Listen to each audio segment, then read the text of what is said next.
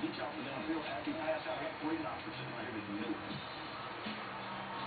I never imagined that we would be losing the first game of the season, and also I found out that some rumors were spreading through the stands about me, so it was not turning out to be a good day. When you can sit there and watch people in the stands, and like you know who they're looking at, because if everybody's staring at one person on the sideline, you're going to figure out who it is, especially if they're talking about Alex. I was going to get some water, and I ended up actually talking to Alex. She asked me, Naglalakad na siya.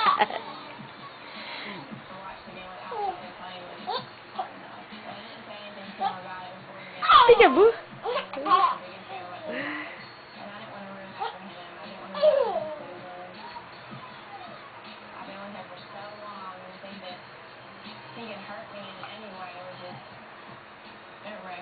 Today is August 25. Naglalakad na si Ali. Actually, 2 weeks ago pa. Pero ngayon talagang makikita mo na she's walking.